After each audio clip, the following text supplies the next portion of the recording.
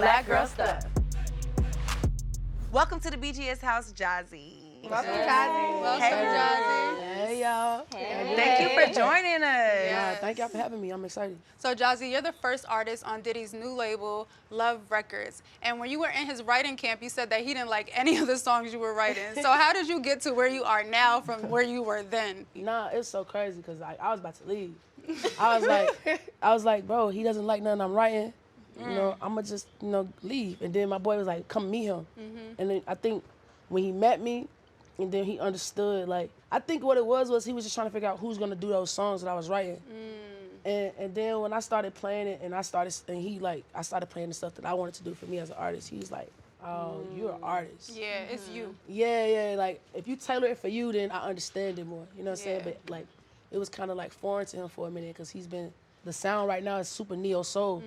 So I think it just kind of like, I don't know. That's dope, though, that he saw it in you. Because he tough on people. He don't play. And I'm not gonna lie, I like that he was a little tough on you because it kind of pushed you to be like, oh, that's not good? All right, let me show you something. Well, I was gonna ask, you know how Erykah Badu said, I'm an artist and I'm sensitive about my shit. Yeah, right? Did you feel like that? Like, did you receive it? Like, okay, he's Diddy, he's a great, let me receive it? Or were you like kind of defensive at first? Like, what you mean? Everybody, my songs always hit.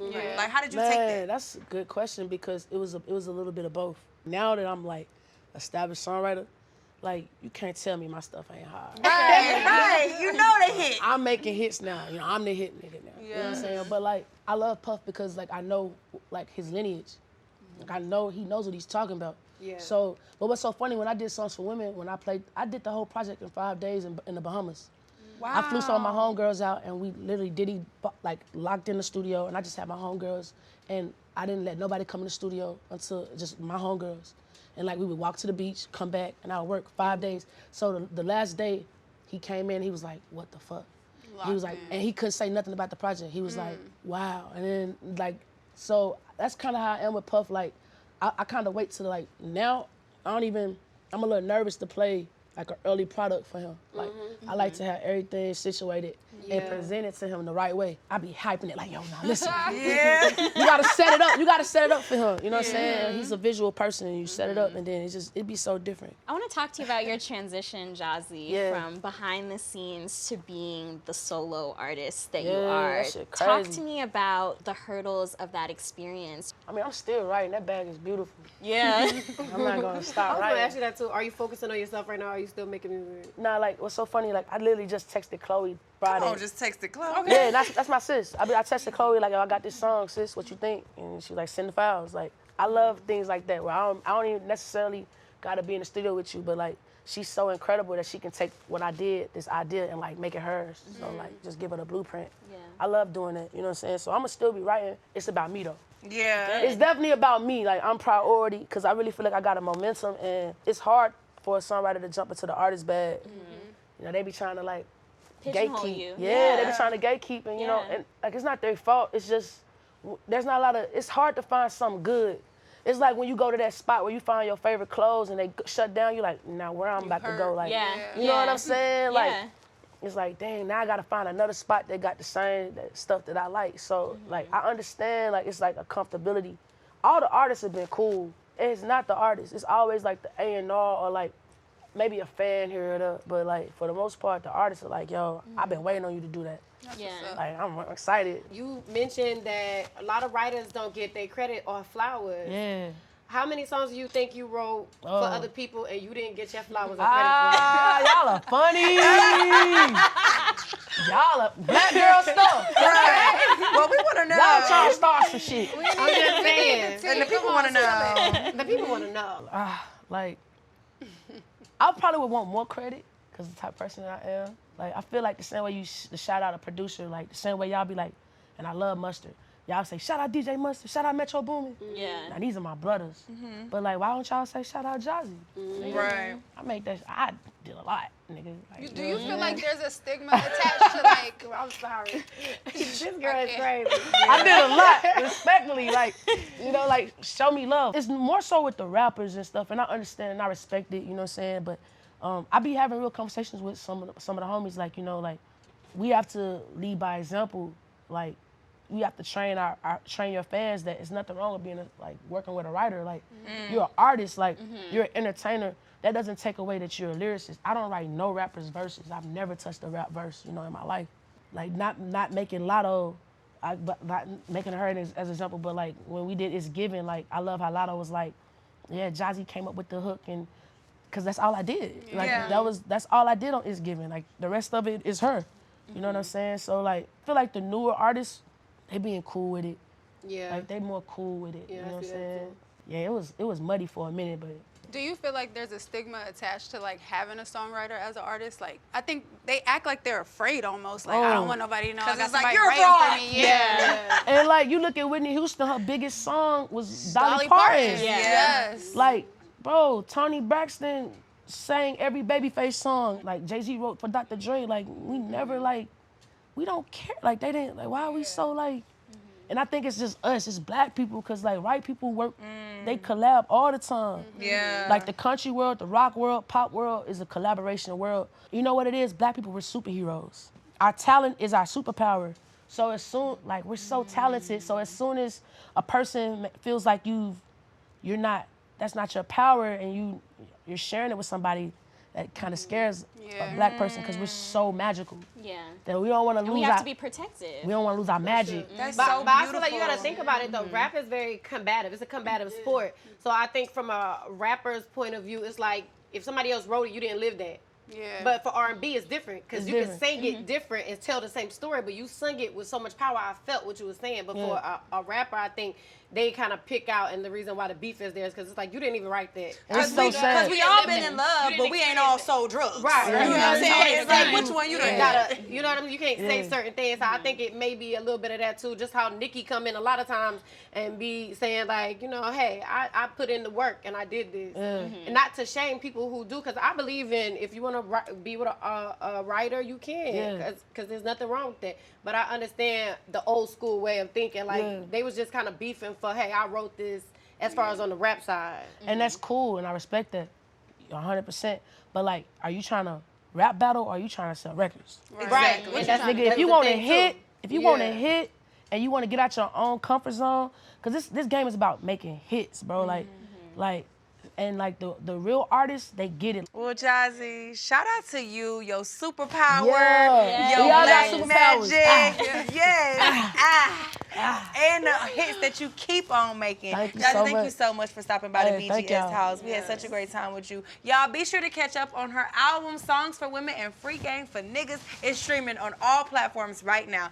The Queen Naija herself. Welcome to the BGS house. Hello, y'all. Yes. Okay, Queen, we finna get right into it and talk about it. Now, the lyrics of your song, Let's Talk About It, say, won't put a ring on her finger, but will put a baby in her, another child in a broken home, because you afraid of commitment.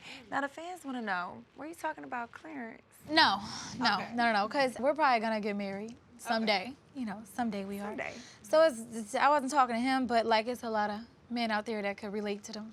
A lot of women, too. Yeah, women can relate, but a lot of them men don't wanna commit. They still wanna be outside and Sad. play around. They got kids and stuff. But that wasn't about me. That was for the people that could relate. We had this conversation on another episode, and we were like trying to decide whether marriage is even beneficial for women these days, especially because we the bosses. We the ones out there getting to the bag. So do you feel like marriage is beneficial?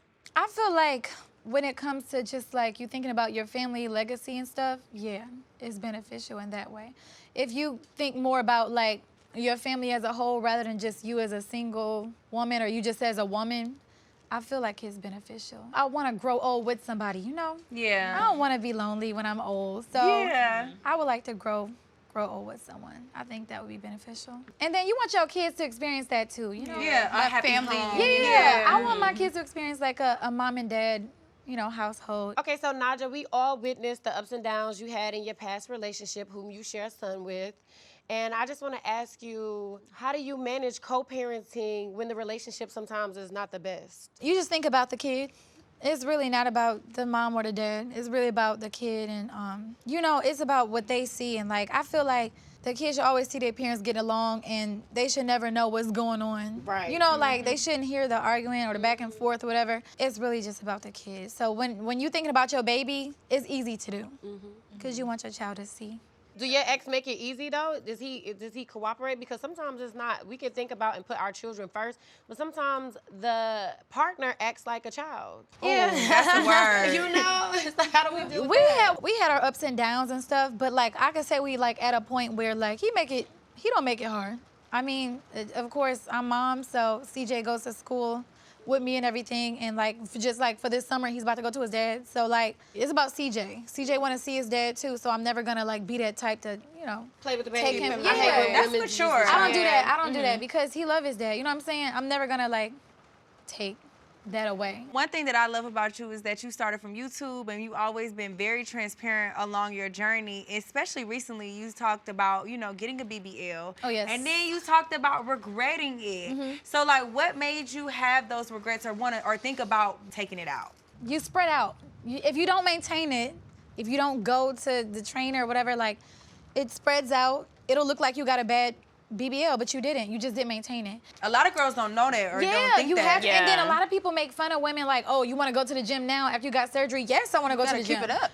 Because I don't want to be built like a football player. Because that will happen. That happened with my surgery where like I thought I was good and the fat crept up to my arms. And already like big arms already run in my family. So it's like the small waist with the hips and then that spreads out.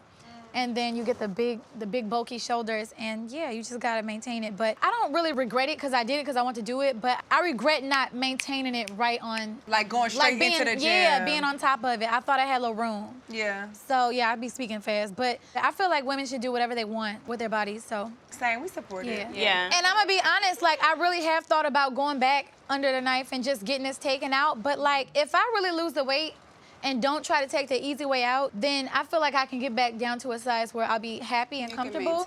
But people don't understand, like, a lot of people be online like, Queen, you need to go take that out. But it's a risk. I don't want to go under the knife again. Like, a lot of women go under, and that's another thing people don't talk about, is like some women don't wake up. Yeah. Yeah. You know, a lot of complications that can happen. Yeah, a lot of things can happen, so I don't want to risk that again. I don't want to take any more shortcuts. But you've been doing good. I've been watching your fitness journey. We go to the same trainer, so you've been killing it, and he gonna get you right every time. Thank you. I love that. Yes. Well, Miss Queen, there was some family drama going on online, a lot of family outbursts, all that stuff. So what's going on with you and your family now? Are y'all back together? Yes, my mom just came and visited me last month. We got therapy. I heavily believe in therapy. I'm really happy we did it. We got to a point where everybody could really admit their wrongs and things like that. And really, I'm gonna be honest, every family go through stuff. Yeah. It's just a matter of bringing it to social media. You only get one mom. That's right. If you have issues, try to work that out. Highly recommend therapy though. I love that you said that though, because I feel like a lot of black families are afraid to go together. Yeah. They do it separately maybe, but to go together as a unit makes it that much stronger. Everybody can lay it out on the table and you have a professional there to really help you work through your stuff. So that's important. If you ever tried therapy before and it didn't work, it's just you gotta just find the right person. Yeah. Because a lot of people don't believe in it, but I feel like it's all about the right therapist too. Right. Who initiated that though? Was it your mom or was it you? Yeah, it was me, and she was willing to, because at the end of the day, you know, that's my mom. So we're all human and we all have emotions, and sometimes we act out of emotion or whatever. Just my whole family, like my sister, my brother, like it's all about just still maintaining that respect. We're all allowed to feel. Our feelings are, you know, valid, but like it's just how you handle it. I was the one that was like, hey, let's go do it because that's big, yeah. I never lost anyone close to me, but I lost my security guard, and he was with me from the beginning of my career. He was like a brother to me. He was more than a security. He was just like a big brother. And when he passed away, I realized like how hurtful it was, and I thought to myself like, if this was my mom or if this was my brother or my siblings, then like I could only imagine how much more it would hurt. Yeah. So that also made me like think about it too.